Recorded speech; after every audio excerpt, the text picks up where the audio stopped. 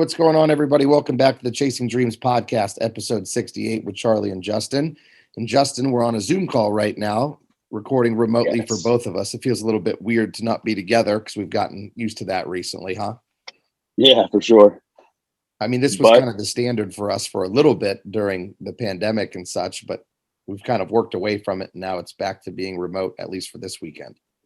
Yeah, for sure. You know, I'm really enjoy the ability that we have to adapt to both of our hectic schedules and just roll with it, you know? Yeah, I mean, find a time, find a place, and if we're not together, it doesn't matter. We can still get the job done. Yeah, absolutely. So there's a guy I follow on Instagram, and that you said find a time, find a place, and that just made me think of something he talks about. His name's Dusty, lost 300 pounds, and he's whatever. He's a viral Instagram personality, and he's an awfully nice guy. It seems like, but throughout the whole pandemic, his like mantra was find a way. You know, no matter what, the gyms are closed because he's in California, so you know how it is out there. It's crazy. Yep. Gyms are still closed. You know, Mhm. so like his gyms have been closed. He doesn't have any way to train or do anything, and it would have been really easy for him to say, "The pandemic set my weight loss back," and everybody would have been like, "Ah, yeah, it did. There's no gym." And his thing was find a way, you know, go run. You find a set of steps and do hill repeats, whatever it takes. And he built like a DIY home gym with bands and like used water jugs and stuff. It was really cool. Yeah, there's always a way. I mean, sometimes we press so much, you and I think some of our listeners too, we press so much towards being optimal. So when you take something that's like fitness related, where the gym is kind of the pinnacle of where that happens, you get so obsessive and almost bullheaded with the fact that everything needs to be optimal, like training, nutrition. But sometimes suboptimal conditions call for suboptimal types of training. So, like, I mean, you and I can attest to it both during the pandemic. We kind of had to shift gears a little bit. Mine was probably, I would say, more pronounced because of some of what you're trying to accomplish can be done outside the gym too. So, like, Right. weight loss is a little bit easier to do outside the gym than muscle gain would be. But regardless, I just kind of, I mean, we've talked about this before in previous episodes. For me, when quarantine was kind of enforced there for a little bit, I just changed my goals. So I Yeah. knew that muscle gain and hypertrophy wasn't going to be really that feasible, or at least to the degree that I would have hoped. So it was more about retention at that point. And then I said, okay, this is an opportunity for me to kind of improve in other areas. So improve Right. my mobility, improve my conditioning a little bit. So that's what I did. I did a lot of, I wouldn't say distance running. I would call it distance running for myself, but a lot of outdoor circuit trading, a lot of mobility and flexibility work. So it was kind of a unique perspective for me to change gears a little bit. And I think that's Right. important. So yeah, definitely, find a way, as he would say, just to be able to accomplish what you want to accomplish. And I think that, as you alluded to earlier, it's perfect microcosm here with you and I in the podcast. Yeah, We're absolutely. several hours apart right now, but we were going to be able to get it done. I actually reached out to you. Was it Wednesday night? Yeah. We wanted to set it up, and I said, hey, maybe we could do tonight, but it didn't work with your schedule. And I said, okay, well, sometime this upcoming weekend, we'll find a time. Granted, it Absolutely. had to be in by today because we upload every Saturday, but ultimately we knew it was going to get in. So it wasn't like a panic situation, which I Yeah, think, I'm never go right, ahead. go ahead. I was gonna say I'm never even worried anymore. Like even when we were in the hospital and the worst podcast scenario was appearing to play out. And it was gonna be the first episode that it was not gonna be Charlie and Justin, it was gonna be Charlie and Charlie or Charlie and XYZ. It still was going to happen. You know what I Yeah. mean? Like so like I'm not even like I don't ever even get worried that we're not going to record because this is like one of them non-negotiables in both of our lives where, you know, I'm going to eat right. I'm going to go to the gym. I'm going to be a father and I'm going to be a husband and I'm going to record my podcast. Like that's going Yep. to happen. I mean, for me, it's kind of been an exercise in progress too, no pun intended, where we talked about recently how one of the things that I struggle with is being able to adapt when my plan is off and not being able to be structured with a plan. So you and Yeah. I, as everybody knows, we don't have a set recording day even. Generally, it tends to be Saturdays, but we record on multiple different days throughout the week. I mean, we've recorded as early as Tuesday or Wednesday for a Hmm. Saturday show and then release it. Um, Yep. so I think that this is good practice for me. It's baby steps, obviously, because it's nothing major and it only constitutes roughly an hour or so of my day, but it's still baby steps for me progressing in the right direction of being able to adapt when my schedule is off or having like spontaneous bouts of um, just the things thrown at me because we I didn't got it. plan for this until Right. last night. I said, "Hey, I should be free within this time frame roughly." And then text you this morning and said, "Hey, good to go." And you said, "Okay, give me 15 minutes." And that was that. Yep. So I got a solution for your growing in that area. I'm all ears because any It's opportunity I get it's would be well welcomed. just have a baby. Because dude, that little girl is she is demanding in a way that I don't mind at all. But like it whenever the punches are down and I have a schedule that I try to keep to, it doesn't matter. Like I'll make it happen, but whatever she needs first.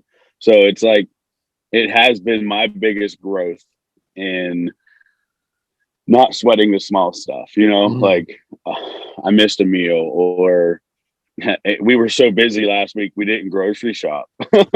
Yeah. So, obviously I have a the prepper at me's got a freezer full of the basic stuff that I eat anyway. So it wasn't bad, but things had to make a few changes is what it is. Um, yeah, like I was listening to you say that and I was like, I have the perfect solution. Just have a baby. And in 4 weeks, because tomorrow my daughter will be a month old, you'll be adapted to it. Well, it's crazy because I talk to people like that's one of the biggest things that I find so admirable about people that, have children and start a family is how they're able to have that paradigm shift that's so drastic, so immediate, and so acute where they no longer focus on themselves. Because, like, up until this point in my life and in most people's lives, you are the primary focal point. Like, you focus on Right. professional growth, you focused on financial growth, you focus on self improvement or whatever. Now it's kind of a unique situation because with some of the things that I got involved in with the school and such, like with coaching and everything, I kind of put that on the back burner for a little degree. Um, but regardless, still I am the primary focal point. And I would always ask people like, how do you go about changing that mentality? Like when you have a kid and everybody unanimously agrees that there is no there's no change that has any bit of anything to do with you. It just happens. Like it's Yeah, instant it's and your natural. life changes and there's nothing that you can do or control about it. It's not like a choice. It just happens instantly. Yeah, they talk about because you hear new parents talk about like experience, like you hear like the OG parents talking to expecting new parents, Hmm. and and telling them like, oh, you don't know nothing until you ain't slept for 6 weeks. Well, I got it. I understand what they're saying now. Like you, you can do so much on so little sleep or so little preparation on your part that you never thought you could before. Yeah. Yep. I mean, I think mine, like a lot of my problems are like deep rooted psychological things. Not necessarily from trauma or anything, but I know that physically I'm capable of doing things. It's the mental side of things. Like I know that if I'm running on low sleep, I'm able to accomplish a lot, but mentally I just tell myself, "Oh, you're not recovered enough. Oh, you need more sleep. You're not well rested." And it's almost like you talk yourself out of these things. And probably one of the best exercises for me in order to be more spontaneous and be able to adapt to schedule changes would be just shutting off my brain and going with it. Stop convincing Yeah. myself that I shouldn't do it, because it's all mental. It's not physical at all. Yeah, I know what you mean. Like, and I do that, and I still struggle with that today with weight loss. When I was 526 pounds, I went months, years, not months. I went years, almost almost a decade at, over 400, that I wanted to be where I'm at today and less, but couldn't find that drive, that motivate, not motivation. I don't like that word, but like, the drive to execute, right? And it was easy to do because it was like you could talk about where you want to be, but you have to want to be there. Yeah. So I don't know how to. I had a plan in my head whenever you said that to kind of blend those two, but yeah, it didn't work. When you have that all the time with people, I mean, and myself included, I'm not casting or, you know, throwing stones here, but for me and other people alike, how many times do we have New Year's resolutions that are the same resolutions every year? Right. You know, how often does that For happen? for decades. Yeah. And you look at it and say, well, you Right. know, Absolutely. I failed to, whether it's a commitment issue or, you know, a long-term commitment issue, because sometimes people do truly commit and they decide to make a change with specifically with New Year's resolutions, is it then it becomes a sustainability issue where I've committed and I lasted 3 weeks or 3 months, and then slowly but surely, you know, a lack of consistent repetition or intense repetition leads me back to where I started. And one cheat meal leads to two, which leads to three, which leads to me no longer being on a diet. And then I'm back where I was on Right. December 31st. Absolutely. And I think that's the biggest thing. Like, I enjoy like about this whole journey with the podcast with weight loss, with my new self-esteem, is being able to openly talk to people about their journey, and really taking an objective view, like, and trying to relate it back to myself Mm-hmm. and openly talking about that. Because like here we are, it's March 6th, and so we're almost through the first quarter of the new year. And I have, like, that's one thing I have been able to do is like try to help people stay accountable to their resolutions. Like before, and I never used to be able to do that because I was the guy. I was the same guy. I was the guy that everybody else, not everybody, but the vast majority of people, when they make a resolution, they fail in the first 3 weeks. Well, and you look like a hypocrite if you're, Right. telling people, oh, you got to stick to your goal, stick to your goal, and then you're not doing it too. So it comes across as disingenuous. You know, Right. everybody Absolutely. wants a And leader that, is leading vocally like that, but also you can't be a leader if you're not leading by example as well. and you don't have to be the quote unquote leader. I've learned recently too, like, you don't have to be the boss or the supervisor or the officer in any situation, or the coach. You can be the third string defensive lineman that doesn't even have a position. He just fills in. You can lead by example of being vocal, or staying committed to your craft and learning and putting in 100% effort all the Absolutely. time. Actually, I stopped using 100% because I feel like that is a cheap answer. I like using 150% because I feel like we can all go harder than our best all the time. Yeah. Because we talk about going to failure at the gym all the time, right? So like to try to equate that back to the gym, we take almost when I was training with you all the time, we would take reps or sets towards the end of our workout on particular movements to failure. Rather it be a push day, we'd lay on the flat bench and do close grip bench and just see how many you could do until somebody has to pick it up. Mm-hmm. So your 20 might be your 100%, but 23 might be failure. So that's your 150. You're going harder and farther than your body wants to go. When you see like how much more people have to give physically when the mentality of like limitations is taken out of it, like how you hear Right. about like mothers lifting cars off of their Right. children and like having superhuman feats of strength that are able to manifest themselves in like a period of like severe trauma or like the ultimate like fight or flight response type of Yes. situation. And now for like normal scenarios, you can't really tap into that. Like, one of the things that I do during certain exercises, and it really depends on the exercise, what my mental approach to it is. Like, there's lifts that are highly technical, like for a squat, for example. I try to get very focused on the squat because there's so many different, technical cues involved. And especially when you're going heavy, the more technical a lift is, um, and the heavier load that you have to use for that lift, generally the more at a higher risk you are for injury. So Right. squats, I have to stay very quiet and focused, and it's like an internal intensity.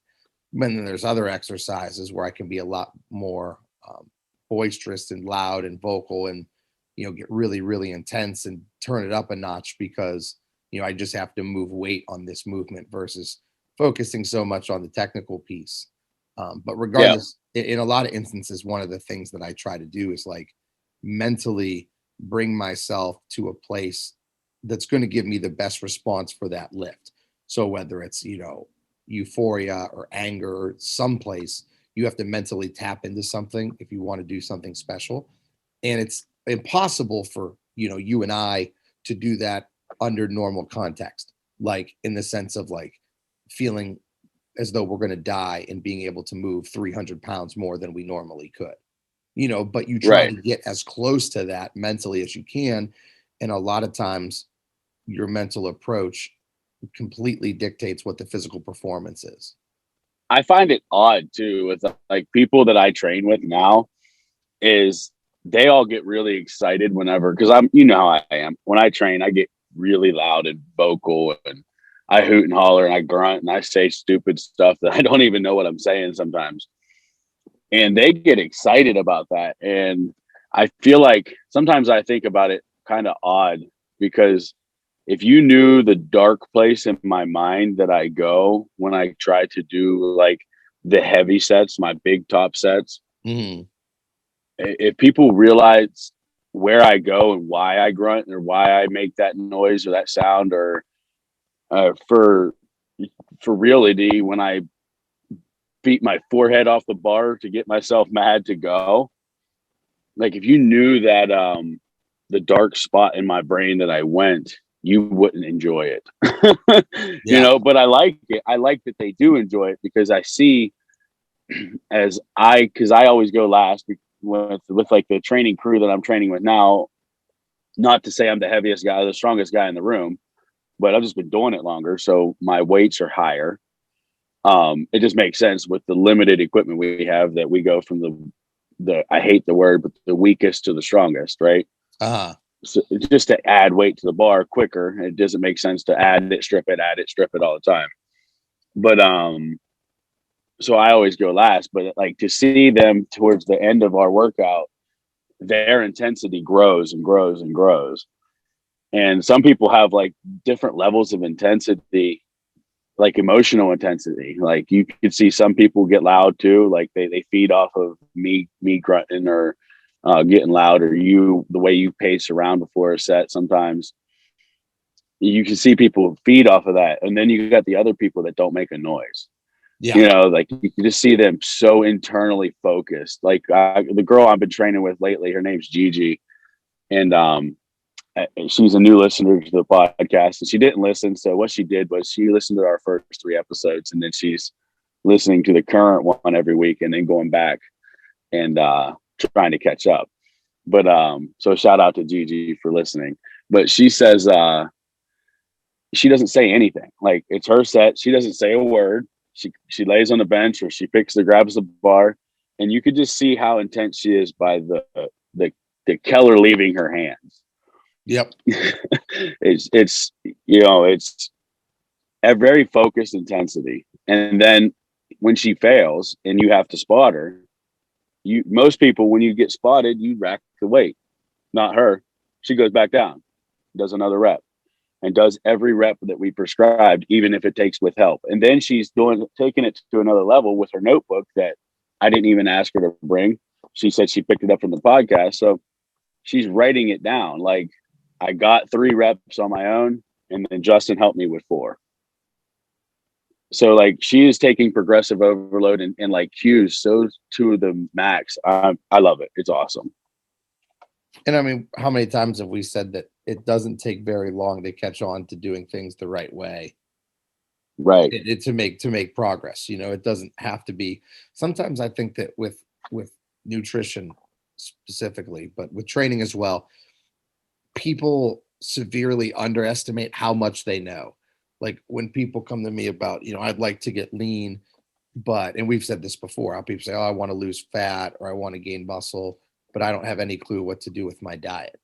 And I think that most people are selling themselves short because most people have a pretty good grasp on what you need to do to gain more muscle or to lose fat. Right. At least to the degree that they're going to notice physical changes. Like you may not be able to get to where it's too specific, to where you're going to be like stage ready, or where you're going to gain like exorbitant amounts of muscle tissue in a short amount of time. But realistically, you have enough knowledge base, most people do, to be able to make progress. Yeah, I think you're 100% right on that, because the everybody knows that we shouldn't drink soda and we shouldn't eat fast food. Mm-hmm. And if you took those aspects out of anybody's diet that they're heavily involved in, you're going to lose body fat just from doing that. And then you add in physical activity, you're going to gain muscle. Like, Yeah. not like you said, not an exuberant or a very large amount, right? But to an extent of, that's the fundamentals. Like, whenever you're teaching a kid how to play football, you don't teach them, complex routes before you teach them how to get into a 3-point stance and stay low and keep your head up. Yep. So you got to learn the fundamentals, and you're right. Like, we're all equipped with the fundamentals, even if we've never tried before. You know that from society that eating fast food and drinking pop is not healthy. So, and that's like, I guess that's a hot ticket item for me, because that was the big kicker for me whenever I started losing weight, was I stopped drinking pop and I stopped eating fast food, and it worked. Yeah. And then again, there's going to be a degree where you need to be a little bit more measured with what you do. But if Right. you just do Oh, those changes, you're going to make that initial progress that everybody's looking for. yeah. And that's all. That's a lot of times that's what it takes, is that initial, right? I love how we can bounce from like topic to topic to topic, and they all kind of make sense together. But Yeah. a lot of times, in almost every aspect that I can see, is it's the initial progress that people crave, and that's where they get hooked. So initially getting, you seeing 15 pounds fall off your body weight, a lot of times that's just water weight, but it's a mental trigger. You crave to see that number go down. Yep. I mean, heck, I've lost 226 pounds in a year, and I get excited, very excited, for every ounce that I see off of the scale from week in to week out. So it never stops. And then the same thing with progressing, like in the gym, like as far as like a specific movement. Like, I know a lot of people that are chasing 3 plates on the flat bench. I am one of them. So if I put a 2.5 on and it's more than last week, I want to tell everybody, because I'm excited about it. Yeah. You know what I mean? And I love seeing that, especially even in life. Like when you got people that can't write or don't write so good, and they start practicing, or they take a job that requires them to take a lot of notes, and their handwriting gets better. And then you can see them, they'll start writing instead of, I can say that because I'm one of those guys too. So I used to make all my notes on my phone because I can type it and I can read it. But I took a position for a while at work that I had to use a computer or take notes, make a phone call and take a note. and I was on my phone, so I didn't think I could use my phone, right? So I would write stuff down, and now my handwriting has progressed, not exponentially, but to a point where I can read it more, and now I like to write. So it's like the little things that people should focus on, and like I'm talking from experience, you know what I mean? Like the wee little successes in any journey will help you like roll that into a snowball and make it a big journey. Yeah, I agree with that. And I have used the analogy of the house before, that if you have this idea of building a house, you need to lay the foundation and do little bricks at a time. You're not just going to be able to resurrect the house quickly. So Right. focusing on the small tends to build the big, but focusing on the big doesn't help with the small, is what I've noticed. Speaking Absolutely. of building the house and making progress and stuff, you mentioned earlier about the New Year's resolutions. And I think that, I mean, you and I didn't plan this at all, but I think this may be a good time. Now, like you mentioned, we're about 20% into the year. Maybe this would be a good time for you and I to talk openly about it and kind of revisit ours. But first, let's go to a commercial break. And when we come back, we'll touch on our New Year's resolutions and maybe give an update and see where you and I are both at with those. As listeners of the Chasing Dreams podcast, we know that you demand the highest quality at all times. If you're interested in quality, look no further than Beast Mode Baking. Beast Mode Baking aims to bring the highest quality, creative, and of course delicious baked goods to your home with nationwide shipping. All orders need to be pre-ordered to ensure they're packed fresh and shipped out to you as soon as possible. Beast Mode Baking offers a flat rate of $15 for shipping due to the size and weight of the cookies and doughs. So if you're interested in Beast Mode Baking, please contact CEO Shannon Knorr. That's at SKNORR13 on Instagram, and order your delicious baked goods today, because every time you support them, you're supporting the podcast as well. And we are back from our commercial break. So before we went to the commercial break, you and I talked about discussing our New Year's resolutions and seeing where we're at with those. So for me, just doing a brief rundown, I mentioned in our New Year's episode that one of the things that I wanted to do, and I'll start with something quantitative and measurable. One of the things I wanted to do was, I had some financial markers that I was trying to hit. The first of which was set for March. So I wanted a particular amount of money in the bank by March 1st. And now I look at your bank as kind of like laundry, like it's never done, because you're constantly like washing clothes. And even when you have every single item of clothing done, unless you're standing in the house naked, you still have more to do because you got the clothes that you have on. So Absolutely. I kind of look at like bills and finances like that, where you could have a certain amount of money in the bank on March 1st, but March 2nd, it could be a ton less, or it could be more the next day. It all depends on what your payment cycle is and when your bill cycles are and how much money you have going out, how much money you have coming in and all that. But regardless, on March 1st, I wanted a particular amount of money in the bank. I believe it was probably about mid-February. I had already hit that.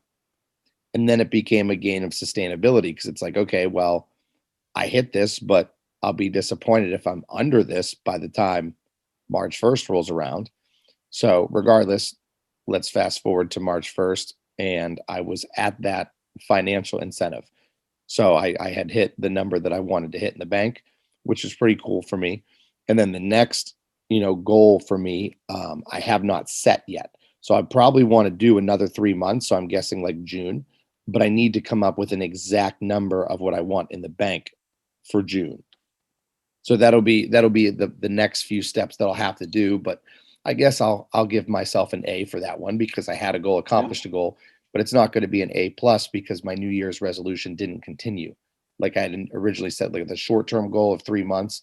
And now after 3 months, it's been, 6 days into March, and I haven't recalculated or recalibrated what my new goal is going to be. So I'll have to Right. definitely do that.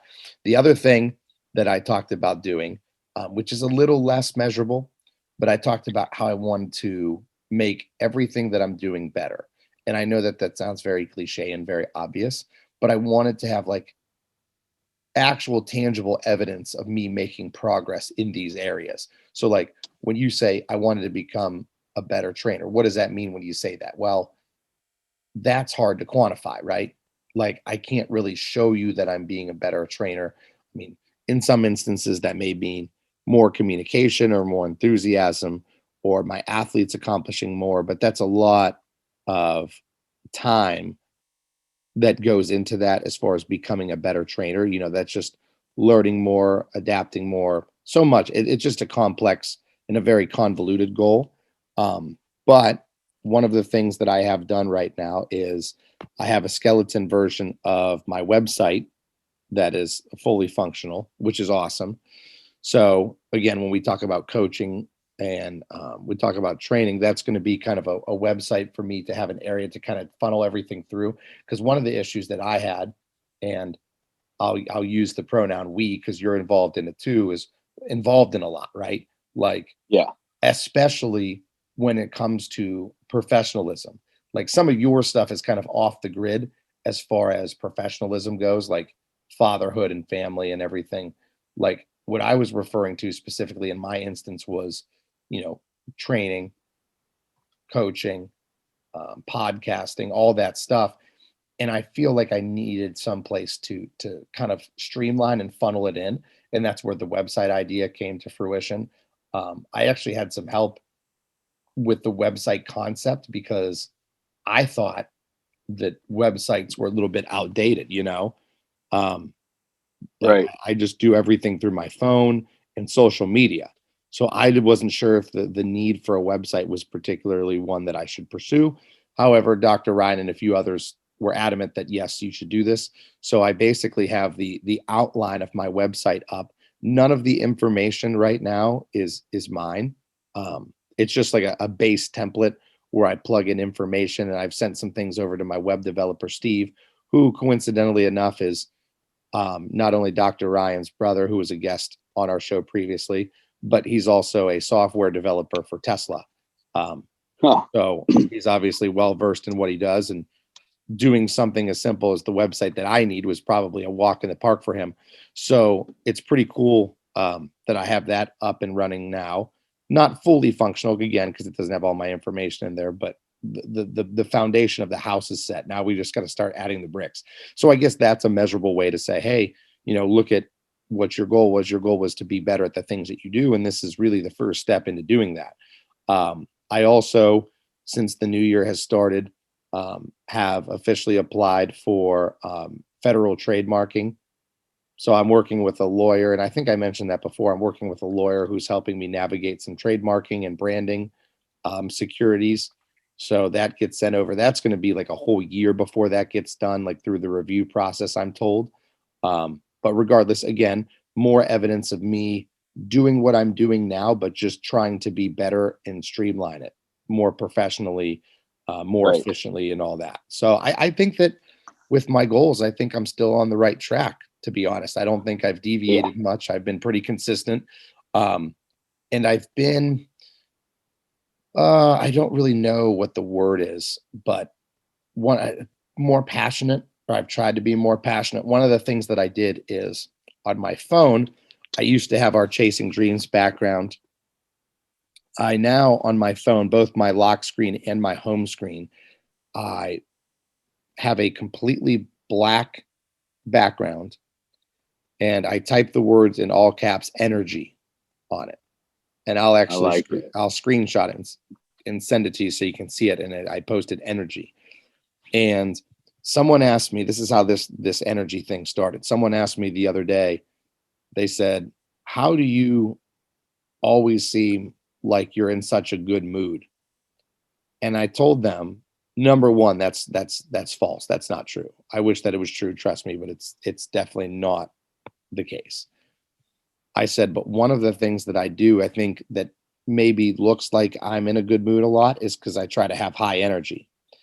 And they said, well, how do you do that? You wake up at 3:30 in the morning and you don't get home till like 10 o'clock at night and you're constantly working nonstop. And I said, well, part of it's like the responsibility.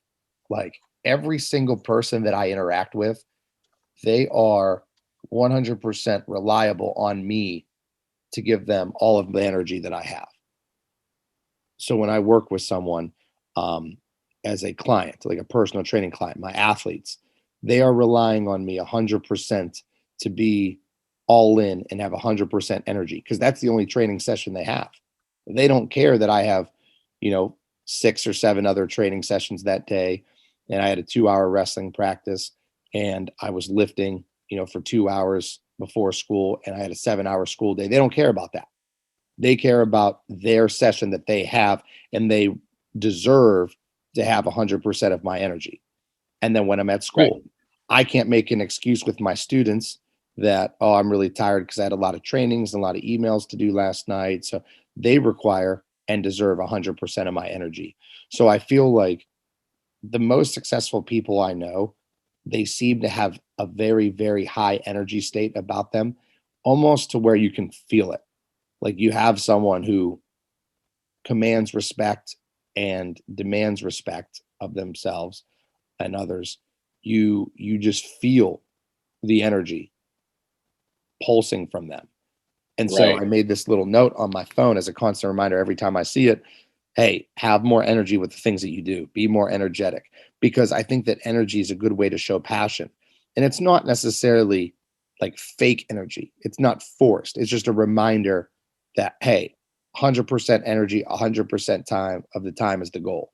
Now, I'll be the first to tell you that I fall short of that sometimes, but I'm absolutely trying to work towards 100% energy. So I guess that would be a way to kind of see if my goals are on track. Is am I having energy? Because I think that's what's sustaining these goals is me having energy to reach them on a daily basis, in my opinion.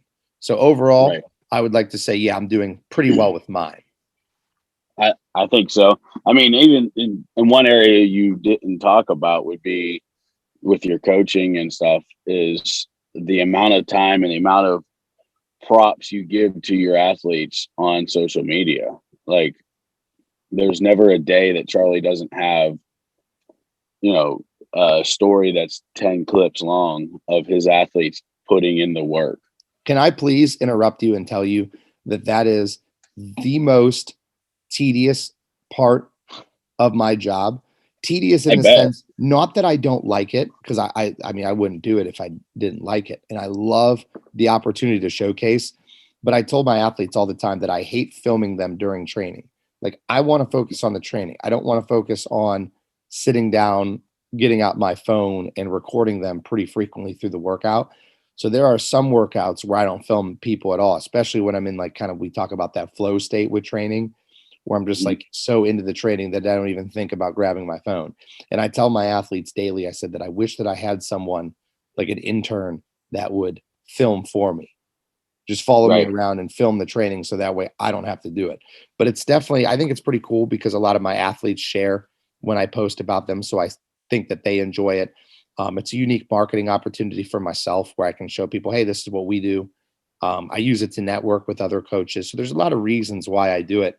But I definitely try to show what we're doing. And like I said, it's not really my favorite part of training or anything for that matter, to be honest. A lot of times the some of the most important things aren't our favorite parts. That's true.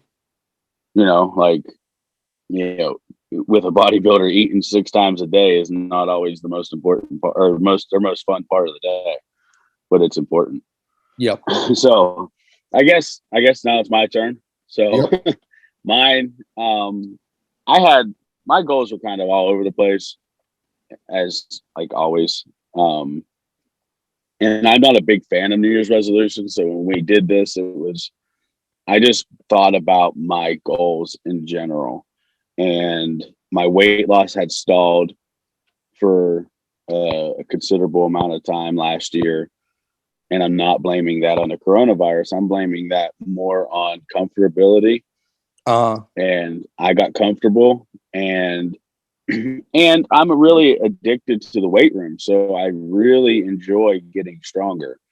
And when your calories are super low, it's hard to get stronger. Like you've told me for it feels like years that don't worry about the weight going up so much as the weight coming off.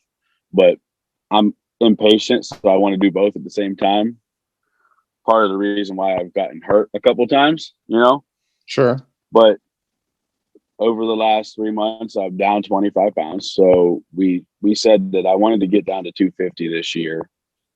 And since then, I have evolved that into I want to be comfortably in the twos, that the 200-pound range, like 220, 250, whatever it is, to where I could maintain that for a very extended period of time. Not that I want to, but I want to get to a comfortable 250, 240 pounds this year. So if situationally I had to maintain that for a year or two, like because life happens, it's very, very doable. And I think we're really close to that. We're on the track for sure. Inside this year, it's going to happen. So, and I got my diet back on track. The gyms are not an issue anymore with becoming a fitness coordinator at the fire station. I have 24/7 access to a gym that I'm in charge of. So that's really cool.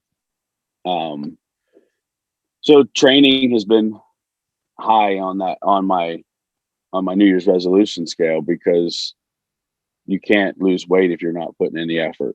Yeah. So, Yep. back to training 6 days a week.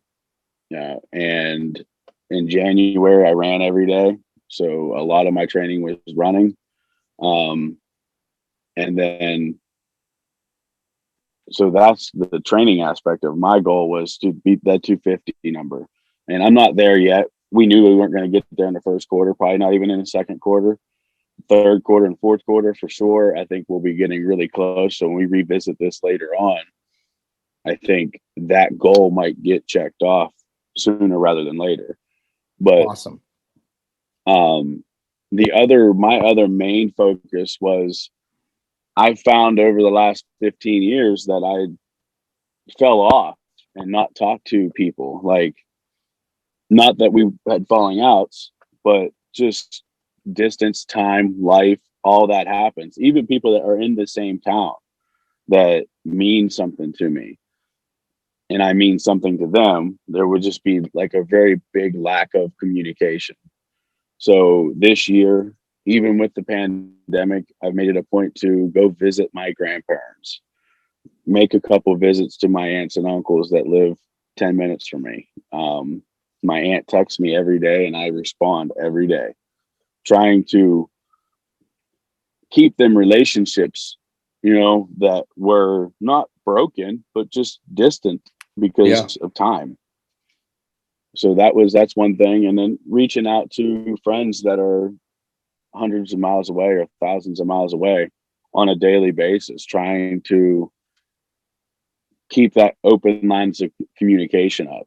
And that has actually helped, because now I have a friend who listens to our podcast and that I hadn't talked to for a while. And since I decided to make a conceited effort to communicate with people, he's started his own weight loss journey and is killing it.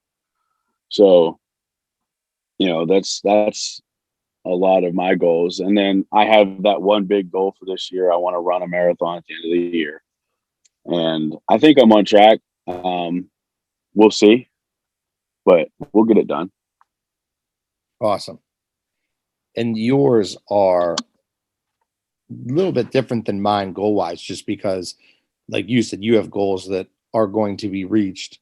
They're more long term, like by the end. Right. Whereas mine was, one of mine, that like the financial one was like, hey, I got 3 months to do this. Right. And I actually, in my head, while I was like talking through this, I haven't really set, one for my next step. I set one for my next step. So that is already on the way. So I'm going to say by June. So I'll give myself another 3 months and we'll make that happen. Awesome. That's awesome.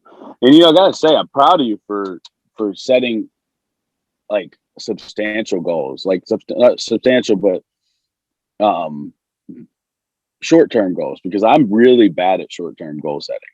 I always have been. Like I can see where I want to be. I can see what I want to do and where I want to be. And I can even see the road, right, that it takes, but I cannot seem to be able to set intermediate goals. Like in the meantime, like I need to get to 299 and stay there. I For some reason I cannot focus on 299 because then I think I'll get stagnant at 299.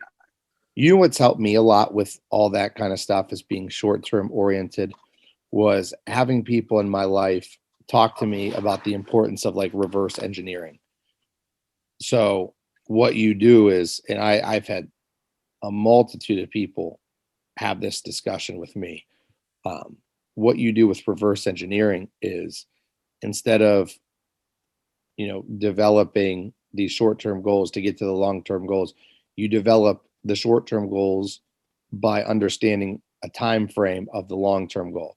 So let's say for you, by December 31st, you want to weigh 250. Well, then, like you and I have done in the past, you just reverse engineer it. So start at the Right. top and then say, okay, well, what do I have to do in order to get there every month? And then if I do that every month, what do I have to do to get there every week? And then if I want to get there every week, how much weight do I have to lose daily? Is it an ounce? Is it 2 ounces? And then you just basically, like I said, go through and reverse engineer the whole process. I did that financially. Okay, I want to have this amount of money in the bank by this time. So how much do I need to accrue or to save in there every month and then every week and then every day? And you break it down so that way you end up having your short-term goals. They're already predetermined for you based on what your long-term goal is. So that has helped me a lot. I'm sure that a lot of other people obviously do that strategy and have had success with it. I just think that that's always been, at least relatively recently, that's always been the best strategy for me is think big and then plan small by just going backwards from what your goal is. Basically micromanage. Of course. Yep. Awesome. Well, I'm going to try that then. Obviously, I mean, I always do try it, but it's just it's a mindset. You know what I mean? You got to get into that mindset of have the big picture, and then what are the Legos to get there? Yep. And And then I guess, go ahead. Go ahead. it's for you, it's really good in the sense that you have a measurable goal with actual quantifiable numbers because like for your weight, because then it's just a calculation. For me, it might be a little bit difficult to do some of my goals like that because, I could say, oh, I want to be a better trainer by the end of the year. Okay, what does that look like? It's hard to set milestones for becoming a better trainer. I mean, you could maybe break it down as I have to attend so many like professional development opportunities, like this many seminars, or get this many certifications by that month or whatever. But it's a lot easier when you have just one specific calculation that you have to work with, like an exact number. Like I want to get to 250, this is how I break it down or whatever. Right. Not that I'm So saying like, your goal is easy, but it'll lend itself to being like very simple to plug and play there. yeah. Well, realistically though, my goal is easy. um, Especially having so much weight to lose anyways. Like it's just a matter of doing the work and staying consistent. And I like having easy goals, to be honest. And all of my goals have been relatively easy. It's just a matter of being able to make myself stay the course. Like my biggest goal wasn't a New Year's resolution. So I didn't talk about it at first, but like my biggest goal in life was to lose enough weight to become healthy enough to be a father. And I've accomplished that. But I don't want to just be a father. I want to be the best father that has ever done it. And I know Yep. that's kind of selfish because how can you say you're better than somebody else? I'm not comparing myself to any other father, but I want to be the best father that Sutton will ever have or Mhm. could ever have. And I guess I won't start to see returns on that investment for, 18 months, 3 years, 5 years. When she hits those milestones of she's walking and she's starting to talk, what is our relationship like? And that's something that I think about every single day. What did I do today that made an impact on her life? And I'm not talking about going to work. I'm not talking about my physical fitness. I'm talking more along the lines of, did I wake up at 2 o'clock in the morning when I have to get up at 3 o'clock and feed her? Did I change her diaper? Did I complain about it? Did I give her enough hugs and kisses and snuggles? So Mhm. that stuff, because those are the measurables to babies. So Yeah. like, that's my overall goal in life, is to be the best father that I could possibly be. And it's a trend for me to be the best father I can be the best version of myself that I could possibly be the best firefighter I can be the best friend. So that's it, is being the best version of what I am in that role. And I honestly think that I have accomplished that as an overall goal to this point. I don't think I could be a better father today. I don't think I could be a better firefighter today, or a better friend, or a better husband, or a better employee, or podcast host.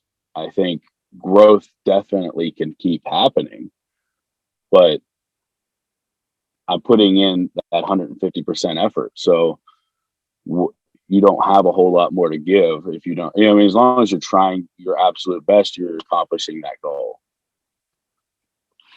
I agree. And I think that you can't, when you say all those things like, I can't be better today, I'm giving my all. How many times have you and I talked about the only variable that tends to work against us would be time, in that sense, where, Right. if you want to build more muscle, you can't necessarily build more muscle, at least that's measurable in a day, a week, or a month, but over the years you can. So the only thing that you just need is more time to be better at what you're doing. Right. So even if you're using time, because time's the interesting thing, that's like the be all end all. Like, it's always back to time. Either you haven't used it wisely or you need more of it. It just, everything always goes back to the amount of time that we have. So I guess in that sense, it sounds cliche, but the only thing that you can give people is just make sure that you're using your time as effectively as possible. Right.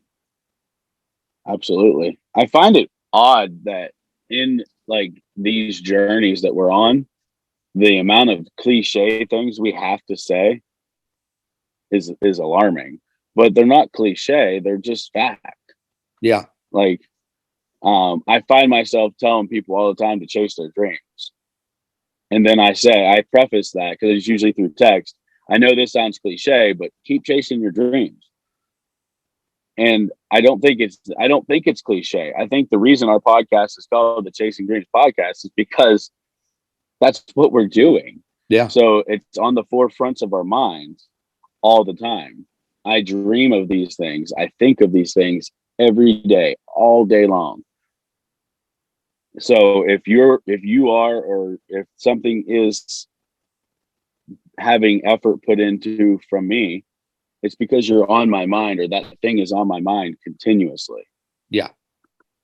And that is dreaming to me. I don't think you have to be asleep to dream. I think dreaming is like your thoughts, what you want in life. So, but I just like how there's always a cliche for everything, because there's so many people have so many thoughts, and they are outward about it anymore, that everything we say can be used as a cliche. But I kind of like it. Yeah, I agree. Well, it looks like we're doing pretty well with our New Year's resolutions. I really Yeah, man. found it interesting how that wasn't, the plan of this episode, but we ended up going and rolling with it. And I think we both deserve a little bit of credit. I know that you and I are both hard on giving ourselves credit, but we're on our way, accomplishing what we need to accomplish, I think. Right. I really like the direction that we've taken here, where we don't set a topic anymore. Like, I know we've talked about it before, but the topic always feels like, even though we would stray some, but it always kept us confined to a topic. And I think the reason that we wanted to start this podcast was because our conversations are organically all over the map, but always productive. Yeah. Like we don't like, Charlie and I don't just sit there and talk about just dumb stuff. It's always a productive conversation, and it never been forced to be a productive conversation. I always have takeaway from it. Like when I talk on the podcast, like, especially when I say something that I feels motivational in a sense, I then have this daily obligation to live up to that. Like, I can't tell people one thing on the podcast, then go do another. You know, if I tell people about time management or about doing the right thing when no one's watching or whatever, I have to go live by that standard, because I can't expect to hold other people accountable to a standard if I'm not holding myself accountable, obviously. Right. And that's, you brought the motivation thing up. So I thought it was funny in a conversation I had with somebody the other day. It's been about 2 weeks ago, actually. It was one of them cliche things. They said that they find us motivational, and that they understand that my view on motivation is different. But in being different and not seeing motivation the same as everybody else, we offer that level of motivation. And I thought that was really cool. That is very cool. So always humbling to hear that. Yeah. Yeah. It's cool to hear people that listen to our podcast. Yep. That is always one of my favorite things. I tell people that all the time, is when people tell me that. I think that's so awesome. Right. All right, man. What, anything else you would like to add before we close up shop here for the week? No, I mean, just keep dreams, to be cliche. Cool. All right, guys. So with that, we have come to the end of another episode of the Chasing Dreams podcast with Charlie and Justin. This has been episode 68. As always, we appreciate you guys so much. We're very grateful for you joining us every week, and hopefully you continue to do so down the road. And we will talk to you next week. Unbreakable, unstoppable.